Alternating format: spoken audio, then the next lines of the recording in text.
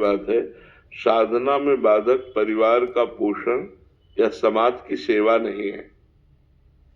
साधना में बाधक पाप आचरण है।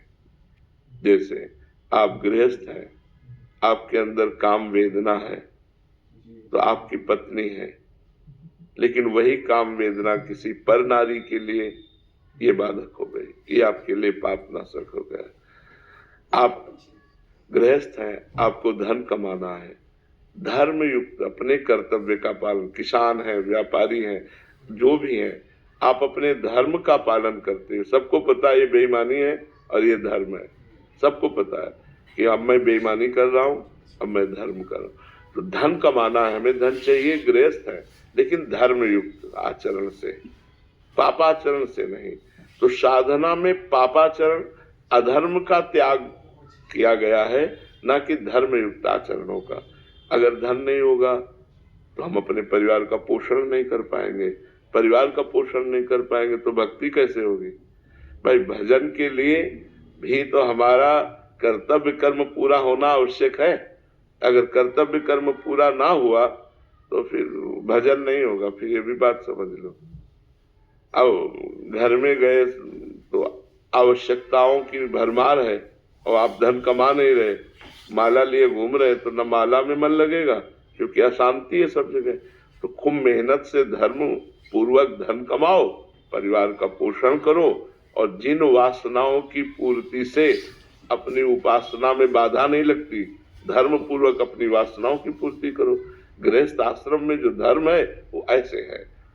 गृहस्थ आश्रम में त्याग प्रधान नहीं है, विरक्त आश्रम में त्याग प्रधान है, गृहस्थ आश्रम में संग्रह प्रधान है। अन्न धन वस्तु आदि का संग्रह करना, परिवार का पोषण करना, भगवान का सुमिरन करना, धर्म पूर्वक विषयों का सेवन करना। ऐसा थोड़ी कि विषयों का त्याग है। आप मान लो आप गृहस्थ हो, अब आप सोचो कि मैं आजीवन ब्रह्मचर्य रहूंगा, तो ये निषेध है, ये नहीं सोचना है। विरक्त के लिए आजीवन ब्रह्मचर्य है, गृहस्थ के लिए समय समय पर पत्नी से सहवास करना धर्म है, वो अधर्म नहीं है। अब एकदम पशुवत आचरण करना तो नहीं। इसी तरह पूरे विषय को ले ले कि धर्म पूर्वक सेवन करना वो हमारे लिए विधि है और अधर्म का निषेध है, अधर्म का त्याग है, तो हमारा परमार्थ बन जाएगा। अब सामाजिक और पारिवारिक, तो प्रधानता पारिवारिक की देनी, द्वितीय में समाज है। मान लो ये बीमार है और एक घर का व्यक्ति बीमार है, तो इनकी बीमारी के लिए अगर हमारी श्रद्धा है, हमारे पास 100 रुपया है तो हम दे देते हैं, लेकिन हमें ये देखना है कि जेब में 400 रुपया और होना चाहिए 100 देने के बाद, क्योंकि हमारे घर में भी बीमार है और भी व्यवस्था है। तो अपने परिवार की सुख सुविधा देखते हुए हम परमार्थ करें, दान पुण्य परोपकार अपने परिवार को दे। देहाती भाषा में कहते हैं उतना पैर पसारिए जितनी लंबी चादर हो।